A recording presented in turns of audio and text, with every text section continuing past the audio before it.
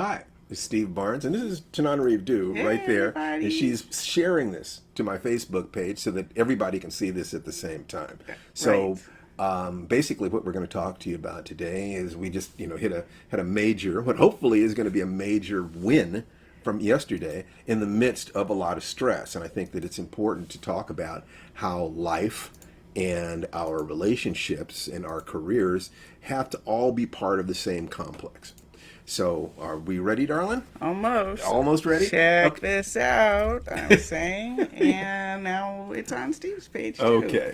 Well, that's Hey great. everybody, this is Tananarive. Yeah, and this is Steve. So go on. I was doing a little talking, so you can go ahead and do a little talking. Well, if you've been on my page recently, on our pages recently, you know that we're talking about our upcoming soulmate course. Rosalind Bell is here. She's Hey, going to be Rosalind. one of our students. She's already signed up. I This is can't great. wait This is great. for the course to start.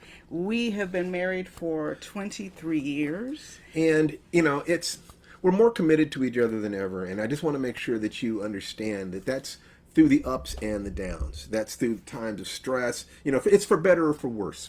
And Exactly. to a huge degree, what makes it better or worse, is not what happens in the outside world, but much as with us as individuals, it's how we deal with it. I mean, the problems are absolutely unavoidable. It's gonna happen. So the question is, when those problems hit, who are you? And if you're having in your relationship with, let's say, a friend, a partner, or a lover, or a wife, who are the two of you? Who are you together? What is it that you create as an entity that allows you to deal with the stresses of life? I think it's important that we talk about this too, because when you talk about a soulmate course, a lot of the time people think it's just about finding that partner. But a component of this course is keeping that partner, Yeah. keeping that love alive. Yeah, well, keeping the love alive. I mean, the fact is that there is an aspect of life that is just a grind. It's just you get up in the morning, you chop wood, carry water all day, you go to bed. Finding the ways to celebrate those days is critical. So one of the things that we really enjoy is the notion that we're a team, that we do this together. That when we have, extremely challenging, situations coming up in Hollywood or whatever, what is the thing that we say? We We are are that that bitch. bitch. That's what we have a little It's a little catchphrase. catchphrase. It's Yes. just our way of kind of breaking the tension, reminding ourselves that we really are tough enough, smart enough, good enough.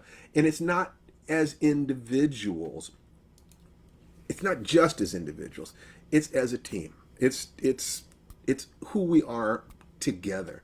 So like within the last few days, we had an example of this that Tananarive is getting over COVID. Yeah, a And little she's low a energy. little low energy. Feeling a Put little us back on the video feeling a page, would little you? pushed, to try to keep up with low energy. It can be So, tough. so what is it? And I could probably have been better. I mean, I tried to be as responsive as I could possibly be, but communication is key. If your partner is feeling low energy, they may not be able to communicate their needs as well That as you would is like. And so so, true. There's basically I'm embarrassing myself right now by saying I don't think that I was as responsive as I could have been. I certainly tried to be. Well, many, many times you ask, what can you do for me? And I didn't have an answer. So you're right. Right. When you're low energy, you don't always have those answers. You don't know what the magic formula is. And some of that pressure I felt to perform was coming from inside. We'll talk about the pressure to perform.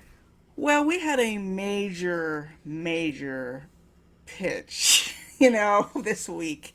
And despite the fact that I got COVID and despite the fact that we had to change the pitch at the last minute, it was still on the calendar. They're Yeah, running. and it was very disappointing because I'd come up with an idea that I really liked, and my circle of allies We all liked it. mostly liked. I mean, and not just liked, Loved it. but loved. Loved And so it. I'm investing myself in this. I'm saying, okay, this could be great. It could be fantastic. It wants to write itself. I can write this so easily. And then we got a call from our representatives basically saying that there were some things about the story that they felt made it unpitchable. Yes. Oh, Okay, what a I kick won't in go the into what it was. It was total kick in the guts. kick in the stomach. I was at the time pretty much bedridden and shouldn't have probably even been on that call. But as usual, I was trying to keep up.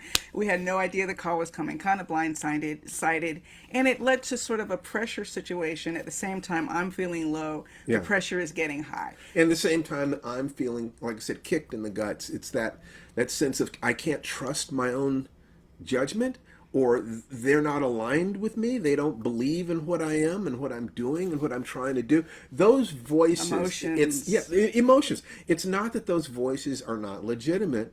It's that they're not necessarily useful. You try to take them past the three gates. Is it true? It might have been true. Is it kind? Well, if I'm thinking kindly about this, then I have to try to think, are they trying to do what's best for me? Is there a way in which what they said there was an attempt to help me get the things that I want in life?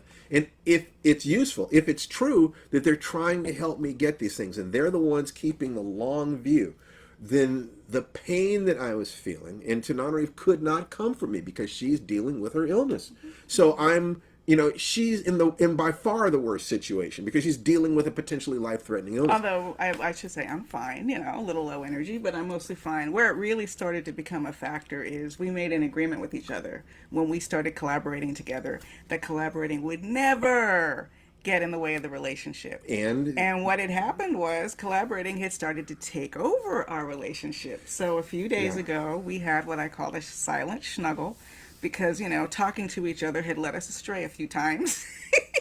So we were just silent and we just snuggled. Yeah, And it was so we just powerful. laid down, and she said, silence. So I deliberately didn't say a word, and I waited for her to speak first. I don't know how long we were there. It was at least 20 minutes. It was nice. It And was beautiful. it really was, because just hearing her breathing reminded me just how much I love her and how I would feel if she stopped. Yes. And that cuts a lot of the bullshit out. Like- It's down to, I love this woman. laying my head across Steve's chest and hearing his heartbeat is actually one of my favorite activities. I love the sound of Steve's beating heart. So yes, that silent snuggle was so important. And that's just a part of maintenance. When you have a partner, whether it's a collaborator, a romantic partner, you have to do maintenance to keep that relationship fresh, alive, and vibrant. And where it begins is your maintenance with yourself, self-care, self-love. If I had done better self-care, yeah, it might have been a shock what I heard, but I would have just rolled with it, just like that, instead of it taking me a day and a half to recover. Okay, and I found a way to do that by putting my anger into work, which ultimately, based upon upon the meeting we had yesterday, seems to have worked out quite The well. meeting But went great. it still came back into our relationship in a way that did not serve us and Right. did not serve our commitment. So the soulmate course is about taking care of yourself, taking care of your relationship to the world, finding a partner with whom you can share that journey. And yes, preparing yourself to Preparing find that yourself. partner, being ready. So it'll be 5 Saturdays in a row starting July 30th. If you can't make every segment, it absolutely will be recorded. The replays will be available evergreen. That's right. It'll be on Zoom, so you'll be able to do it at home. And you go to www.soulmateprocess.com.